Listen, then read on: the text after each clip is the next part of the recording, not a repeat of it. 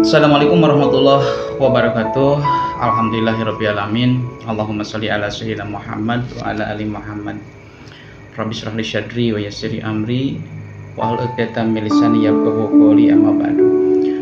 Alhamdulillah, puji dan syukur kita haturkan kepada Allah Subhanahu wa taala yang pada malam hari ini saya bisa bertemu dengan sahabat-sahabat Suara Ilalang yang pada program Ilalang Edu Broadcast yang pada malam hari ini akan membawakan tajuk tentang parenting.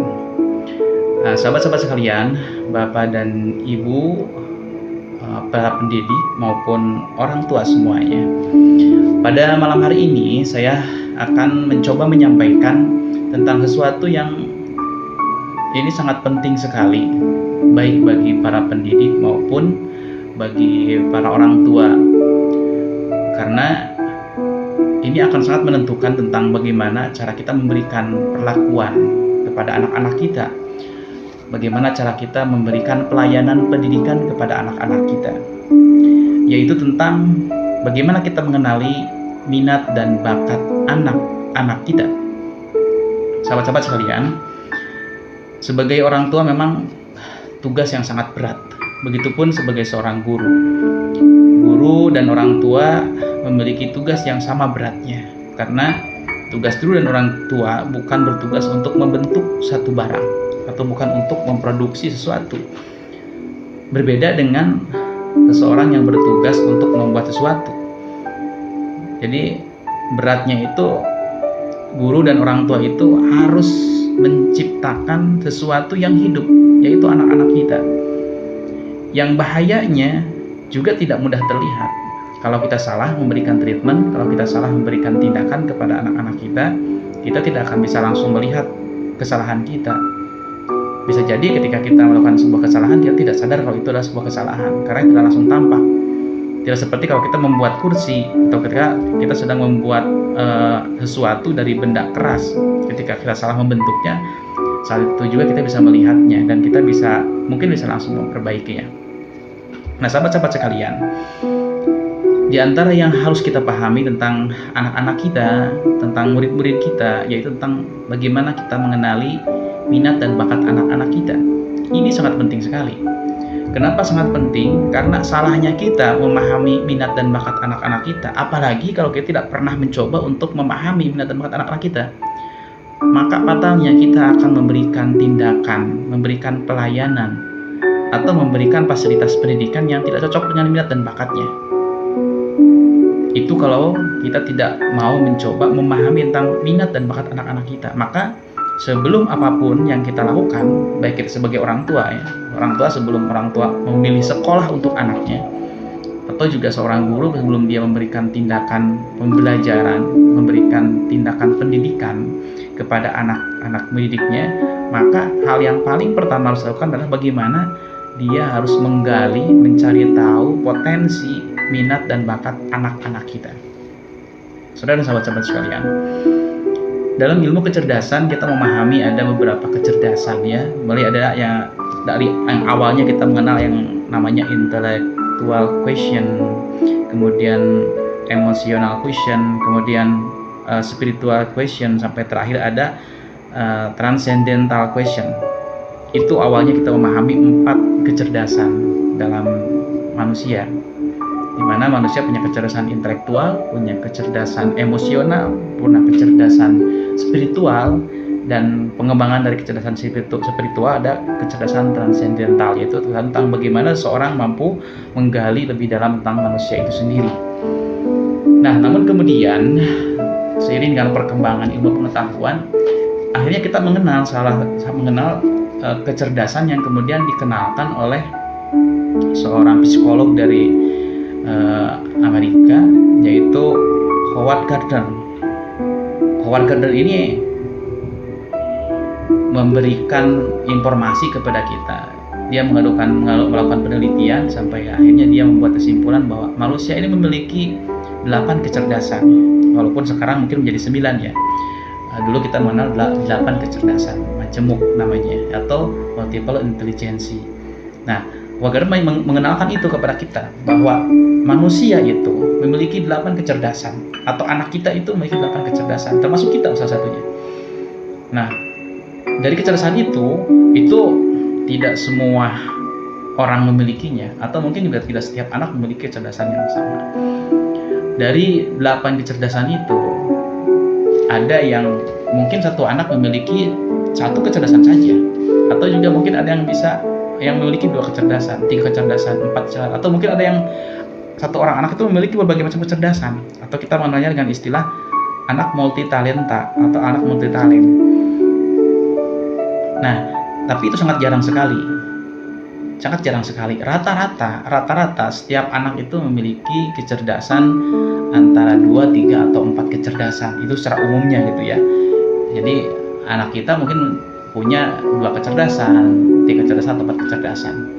Nah, ini sangat penting oleh kita, karena jangan sampai kalau kita nanti tidak mengenali kecerdasan anak kita sendiri, ini akan berbahaya, dan akhirnya kita memberikan tindakan yang tidak cocok dengan kebutuhan anak kita. Bahayanya nantinya ketika kita salah memberikan treatment, salah memberikan tindakan, salah memberikan pelayanan kepada anak-anak kita, itu bisa mengakibatkan yang pertama mungkin kecerdasan bawaannya tidak terfasilitasi. Contohnya anak punya kecerdasan musikal, tapi karena kita tidak paham dengan kecerdasan musikal yang dimilikinya, kita malah memberikan treatment pada kecerdasan yang lain. Akhirnya kecerdasan musikal itu tidak terfasilitasi, tidak terkembangkan. Bakat dia di musik itu tidak terkembangkan. Sementara kecerdasan lain yang bukan bakatnya kemudian kita kembangkan. Nah, kecerdasan yang bukan bakat bawaan anak itu sendiri ketika dikembangkan itu tidak akan maksimal seperti maksimalnya bakat ia sendiri yang dikembangkan. Akhirnya anak itu nanti setelah berkembang dewasa, dia akhirnya kesulitan menghadapi kehidupan. Bapak dan Ibu sekalian, saya berulang-ulang menyampaikan hal ini, bahwa tugas pendidikan, baik pendidikan yang disediakan oleh pemerintah di sekolah maupun yang non pemerintah, atau pendidikan yang memang diarahkan oleh orang tuanya, tugasnya satu saja. Tugas pendidikan bukan untuk menghantarkan anak-anak kita menjadi anak-anak yang pandai matematika, pandai IPA, pandai bahasa, dan yang lainnya. Tapi tugas pendidikan itu hanya satu, bagaimana pendidikan mampu menghantarkan setiap anak menjadi anak-anak yang sukses hidupnya di masa depan dengan minat dan bakat yang ia miliki. Ya, itu. Jadi tugasnya itu pendidikan itu. Karena pendidikan itu tidak akan pernah bisa merubah minat bakat seorang anak. Anak yang sudah punya satu bakat, ya tidak akan bisa dirubah dengan pendidikan. Pendidikan ini tugasnya untuk menghantarkan, mengetahui bakat apa yang dimiliki oleh seorang anak, kemudian bakat itu difasilitasi, dikembangkan, dimunculkan, sehingga itu menjadi betul-betul bakat yang dominan yang muncul dalam diri seorang anak. Gitu. Kalau diibaratkan oleh Ki Hajar Dewantara, pendidikan itu seperti petani yang memelihara tanamannya. Ketika seorang petani menanam jagung, sehebat apapun seorang petani itu, ia tidak akan bisa merubah jagung menjadi padi. Atau sebaliknya, ketika seorang petani menanam padi, maka tidak pernah bisa merubah petani itu padi menjadi jagung. Padi dan jagung itu anak kita. Anak-anak kita yang memiliki bakat masing-masing. Itu tidak pernah bisa dirubah oleh pendidikan. Yang ada adalah bagaimana petani menanam jagung dengan cara menanam jagung, memelihara jagung dengan cara memelihara jagung, sehingga akhirnya jagung itu tumbuh menjadi jagung yang memiliki buah yang sangat bagus. Begitupun dengan padi. Karena tidak bisa menanam padi menggunakan ilmu jagung, menanam jagung menggunakan ilmu padi. Itu wasiat dari ayah kita semuanya, Ki Hajar Dewantara, tentang minat dan bakat anak. Hari ini sedang digunakan program Merdeka Belajar. Salah satunya bagaimana anak-anak kita difasilitasi di sekolahnya dengan pendidikan diferensial namanya, diferensiasi, yaitu pendidikan yang mengutamakan minat dan bakat anak. Nah, saudara-saudaraku sekalian, sekarang mari kita bersama-sama mengenali tentang 8 kecerdasan yang dimiliki oleh anak-anak kita. Ya, nanti sebetulnya kalau di sekolah-sekolah tertentu itu ketika anak masuk ke sekolah, dia diberi tes dulu ya, tes minat dan bakat. Termasuk saya di sekolah ketika saya mendapatkan kelas siswa baru ya, karena tiap tahun kan kita akan mendapatkan siswa baru. Artinya bukan siswa baru masuk ke sekolah, tapi siswa dari kelas yang sebelumnya nih ke kelas saya. Maka hal yang pertama kali saya lakukan adalah melakukan tes minat dan bakat. Tujuannya untuk apa? Untuk menemukan, mengetahui minat dan bakat setiap anak, dan pasti berbeda agar kita tidak salah memberikan tindakan. Nah, bagusnya di setiap sekolah itu ada yang seperti itu. Jadi untuk mengetahui dan membedakan bagaimana memberikan pelayanan kepada anak sesuai dengan minat dan bakatnya masing-masing. Banyak sekali alat tes yang bisa digunakan ya. Itu di dunia pekerja, ketika seleksi masuk pekerjaan itu, atau ketika kita akan mengikuti sebuah pelatihan tertentu atau kegiatan tertentu, itu suka ada tesnya. Itu sebenarnya tes yang memang diperuntukkan untuk mengetahui keminatan dan kebakatan kita, sehingga ketika nanti kita ditempatkan pada suatu posisi atau jabatan, maka kita akan ditempatkan pada posisi yang cocok dengan minat dan bakat kita. Agar apa? Agar menghasilkan kualitas yang terbaik. Bapak dan Ibu, saudara-saudaraku semuanya, menurut Howard Gardner, kecerdasan ini adalah sesuatu kemampuan yang dimiliki oleh seseorang untuk menyelesaikan berbagai macam masalah. Jadi orang yang cerdas itu orang yang mampu menyelesaikan berbagai macam masalah dalam kehidupannya, atau dia mampu menghadirkan masalah untuk diselesaikan, gitu. Atau juga kecerdasan ini adalah kemampuan seseorang untuk menawarkan sesuatu yang bermanfaat dalam kehidupan manusia. Itu kecerdasan. Nah, menurut Howard Gardner itu ada 8 kecerdasan majemuk namanya, atau 8 kecerdasan multiple intelligence. Yang pertama, kecerdasan linguistik.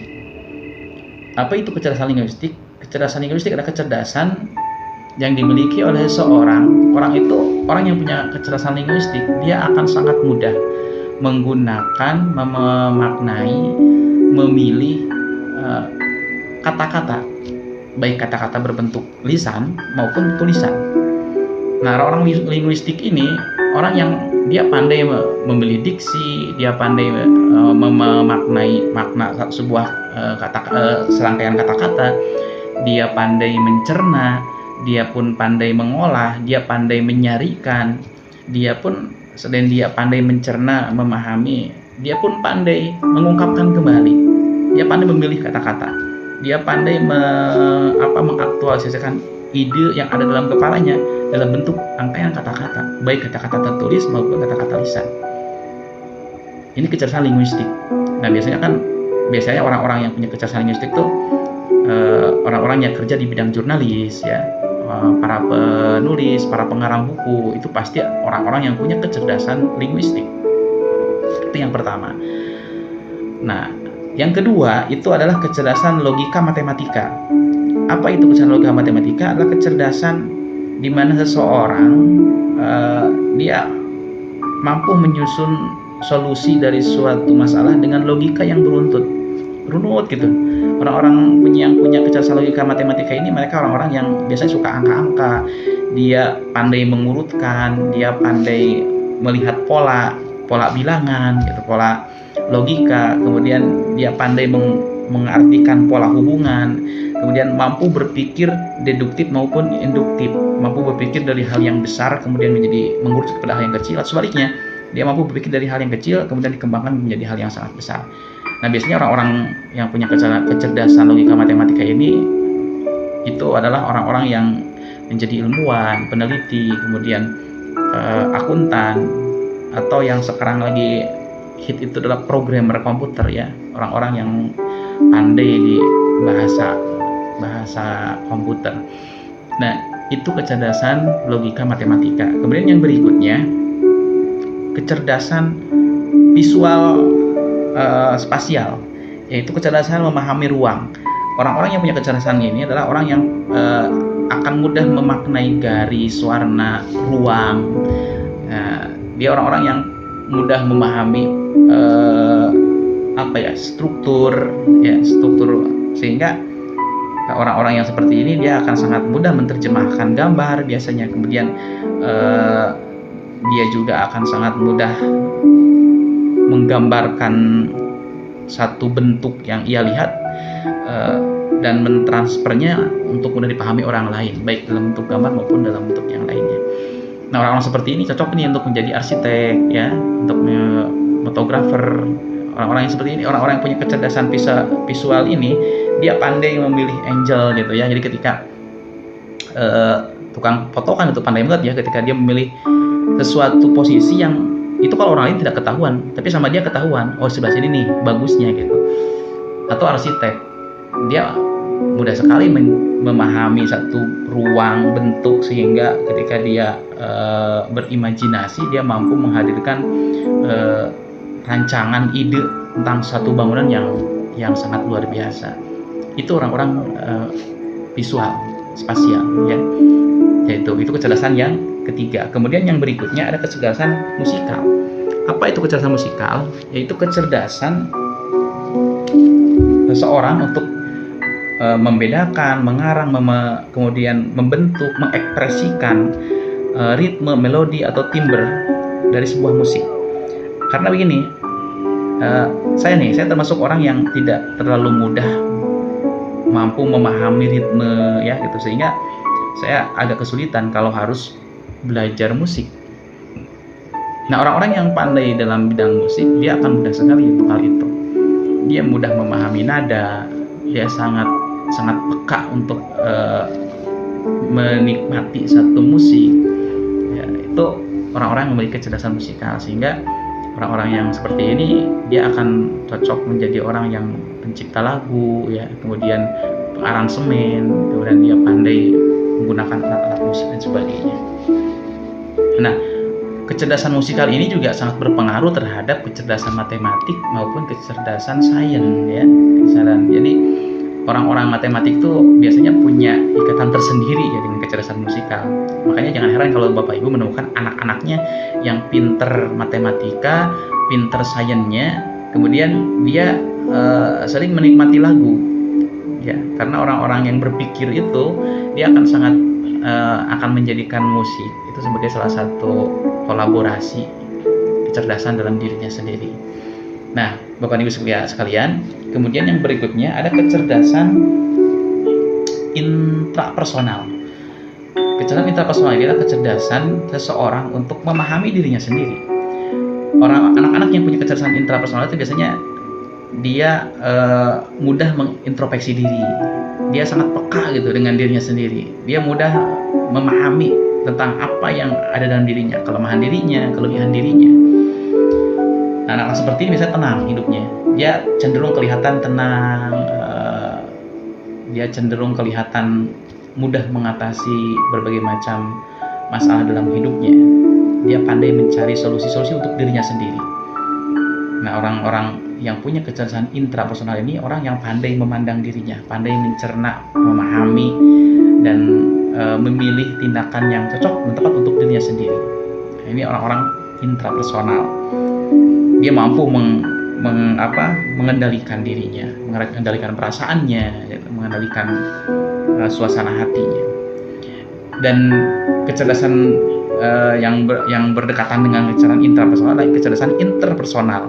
Nah, kalau kecerdasan interpersonal ini sebaliknya, itu kecerdasan seseorang untuk memahami orang lain. Dia sangat mudah memahami orang lain. Dia pandai bekerja sama, dia sangat tahu tentang apa yang orang lain inginkan. Dia mampu membaca kata-kata seseorang, mampu membaca gerak tubuh seseorang. Dia mudah sekali mencerna gerakan atau gestur tubuh orang lain. Dan orang seperti ini biasanya orang yang sangat paham dengan orang lain. Nah, biasanya cocok nih kalau orang seperti ini cocok untuk menjadi guru, menjadi psikolog ya. Kemudian dia menjadi rohaniawan, cocok nih orang-orang yang akan berhubungan dengan banyak orang, menjadi direktur ya, menjadi pemimpin di sebuah perusahaan, atau menjadi, harusnya setiap pemimpin punya kecerdasan ini. Gitu. Orang-orang yang memimpin dan dia punya kecerdasan interpersonal, maka dia akan menjadi orang yang sangat peka dengan kehidupan orang lain. Nah, kita sering menemukan orang juga yang istilahnya double gitu ya, susah sekali kita tersentuh oleh orang lain. orang yang mungkin tidak semudah orang lain untuk merasakan rasa sakit orang lain. Nah, kalau orang yang punya kecerdasan interpersonal dia sangat mudah sekali, sangat peka dengan kehidupan orang lain. Yang berikutnya, yang ke-7, tadi yang ke-5 itu intrapersonal, yang ke-6 interpersonal ya. Yang ke-7 itu kecerdasan kinestetik, yaitu kecerdasan yang dimiliki seorang untuk dia mampu dengan mudah mengontrol gerak tubuhnya. Dia akan sangat mudah mengendalikan gerak-gerak tubuhnya. Orang-orang yang punya kecerdasan kinestetik ini adalah kecerdasan yang berhubungan dengan gerak tubuh, keterampilan, kemudian baik keterampilan yang berhubungan dengan fisik, kemudian mengkoordinasi fisiknya, mengatur kecepatan, mengatur arah.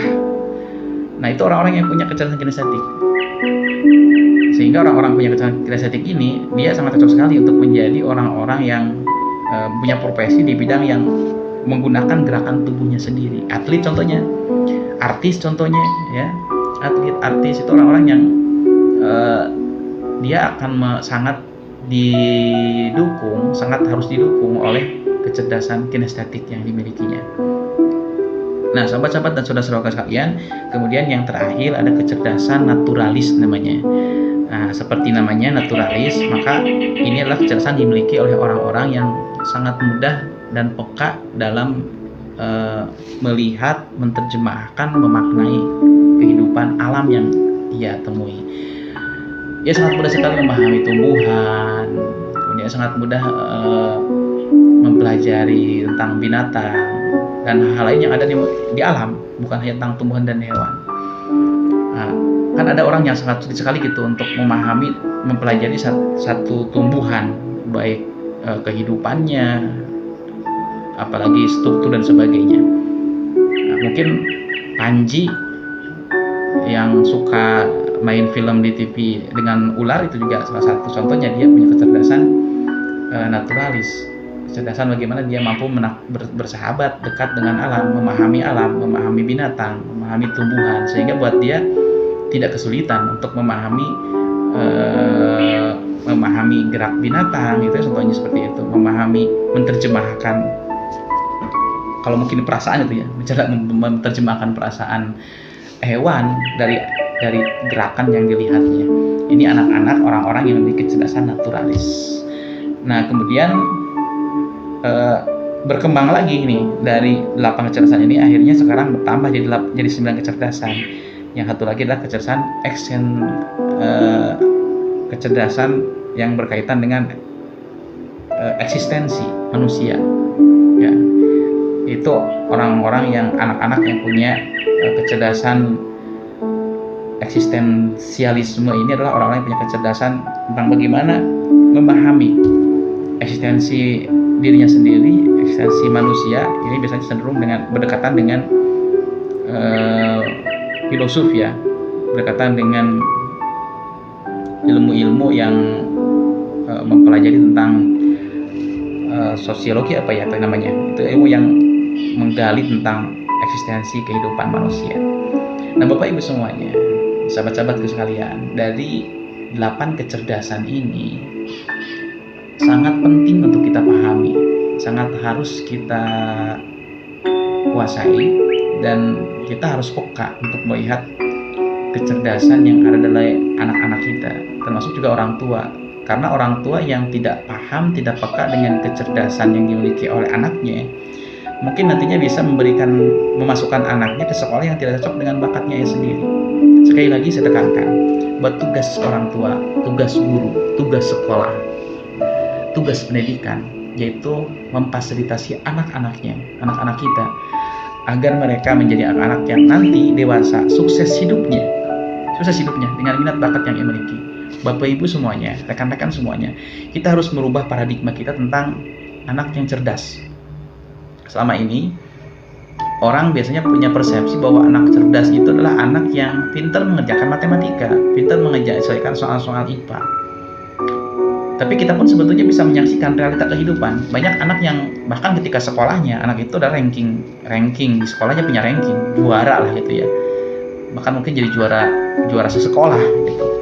Tapi di kemudian hari kita menemukan mereka tidak sukses hidupnya. Maka mungkin tidak sedikit yang kesulitan menghadapi kehidupan. Nah, ini harus jadi pertanyaan, apa yang terjadi? Mungkin bisa jadi bakatnya itu tidak dikembangkan. Mungkin ketika di sekolah dia punya kecerdasan matematik, kecerdasan sains, kecerdasan yang memang di sekolah dianggap kecerdasan, atau di masyarakat dianggap kecerdasan yang itu mewakili manusia cerdas gitu.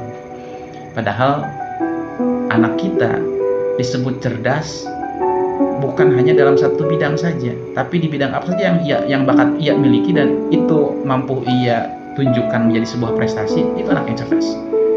Anak yang memiliki kecerdasan musikal, maka ia harus mampu menjadi seorang penyanyi contohnya, atau menjadi seorang pengaransemen lagu contohnya, dan kemudian ia sukses dengan bakatnya itu. Anak yang punya kecerdasan logika matematika, dia juga harus sukses hidupnya di masa depan dengan kecerdasan yang dia miliki. Bagaimana dia akhirnya bisa sukses hidupnya? Karena dia diarahkan orang tuanya untuk masuk ke sekolah programmer, ya. Dia belajar coding dan sebagainya. Itulah dunianya sendiri, dan itu mudah ia pahami. Sehingga sangat mungkin sekali anak itu akan sukses hidupnya. Begitupun bagaimana seorang anak yang punya kecerdasan kinestetik, dia cerdas dalam bergerak, dia pandai menggiring bola, dia pandai mengolah bola, dia pandai berlari, dia pandai memanjat. Kemudian hal itu kita kembangkan. Orang tua mengembangkan bakat anak yang punya kecerdasan kinestetik itu kepada bakatnya. Jangan paksa anak yang punya kecerdasan kinestetik dipaksa untuk menguasai kecerdasan linguistik. Walaupun ada juga anak yang punya kecerdasan kinestetik dengan linguistik. Tapi kalau sudah tahu bahwa anak kita itu tidak punya kecerdasan linguistik, dia cerdas di kinestetik, maka kembangkanlah kinestetiknya. Hari ini banyak orang tua yang salah kaprah.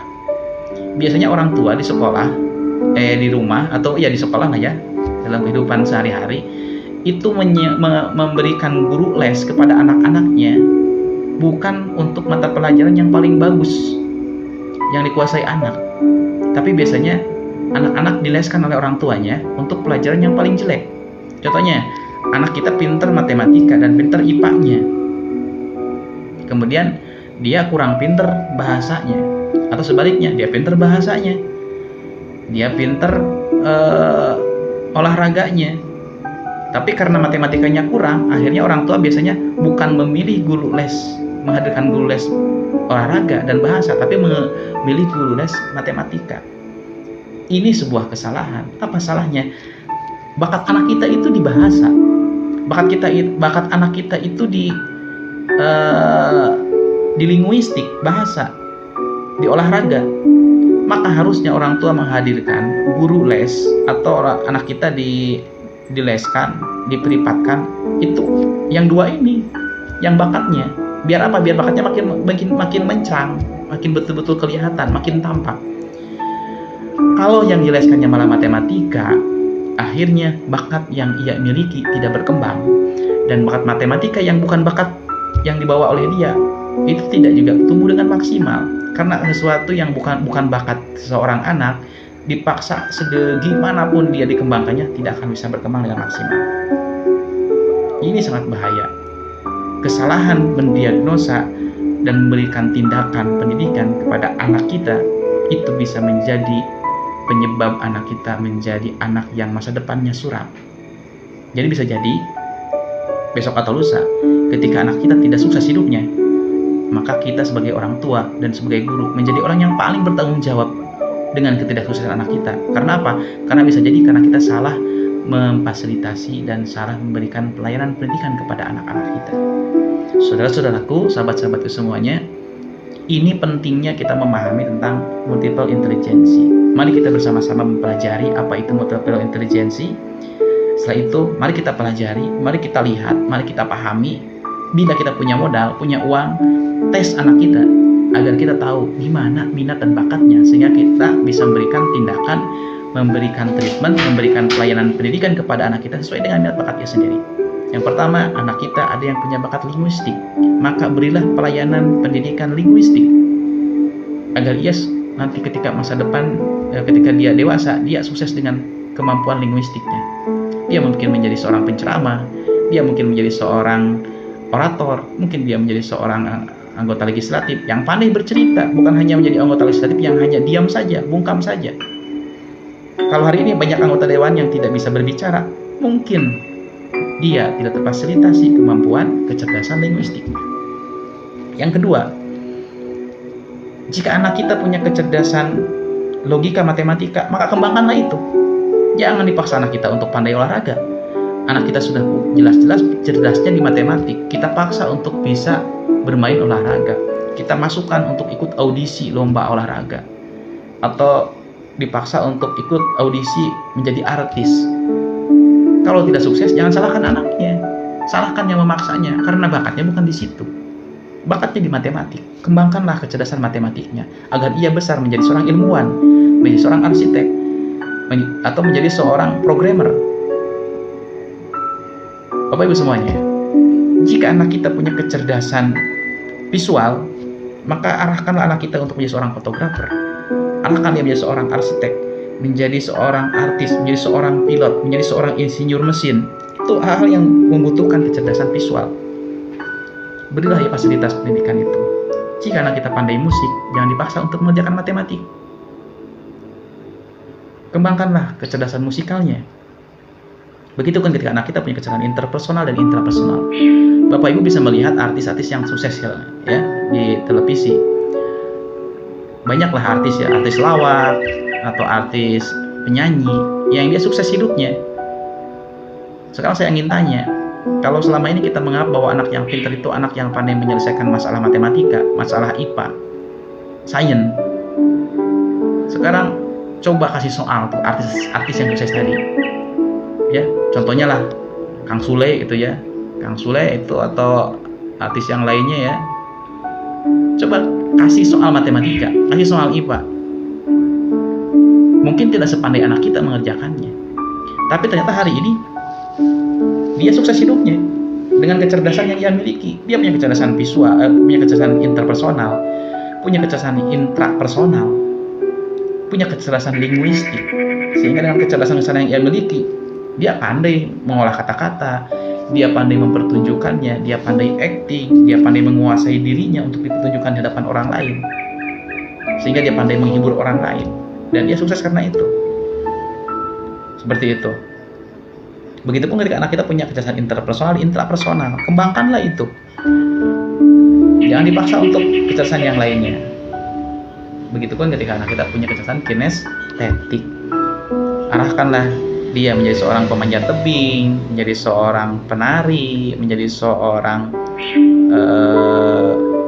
pemain bola, ya, atau hal-hal lain yang berkaitan dengan kemampuan bergerak. Nah, sahabat-sahabatku, Bapak dan Ibu guru maupun Bapak Ibu orang tua siswa, orang tua dari semua anak-anak yang ada di negeri ini, mari kita bersama-sama menunaikan kewajiban kita terhadap anak-anak kita. Selama ini ada kaidah kewajiban anak terhadap orang tua. Padahal orang tua pun jauh lebih punya kewajiban dan tanggung jawab terhadap anaknya. Salah satunya adalah bagaimana kita menghadirkan pendidikan, bagaimana kita memfasilitasi pendidikan, bagaimana kita menghantarkan pendidikan kepada anak-anak kita agar mereka mendapatkan pendidikan sesuai dengan minat dan bakat yang dimilikinya. Jangan menjadi orang tua pengkhianat, jangan menjadi guru pengkhianat, yaitu yang tidak memfasilitasi anaknya dengan kecerdasan yang ia miliki. Sahabat-sahabat sekalian, sahabat-sahabat Suara Ilalang, mulai hari ini mari kita gali semua minat bakat anak-anak kita. Ini yang saya bayangkan yang berat guru. Kalau orang tua mungkin di rumah hanya punya 1, 2, 3, 4. Ya, yang banyak mungkin 7 sampai 10 orang lah ya punya anak. Itu menggali minat bakat satu-satu anaknya. Ya, mungkin 10 orang tidak terlalu berat. Guru itu, coba kita bayangkan, guru itu harus menggali puluhan siswa. Tapi itu pekerjaannya. Ya, jadi mau tidak mau kita harus melakukan itu.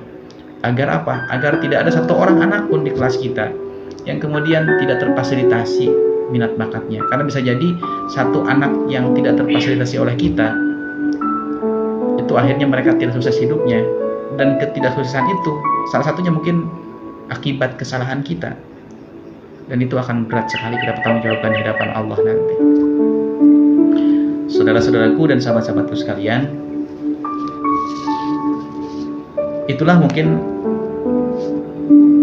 bagaimana cara kita mengenali minat dan bakat anak-anak kita agar kita menjadi orang tua maupun menjadi guru yang pandai memahami apa yang anak inginkan, kemudian pandai mencari apa yang harus diberikan.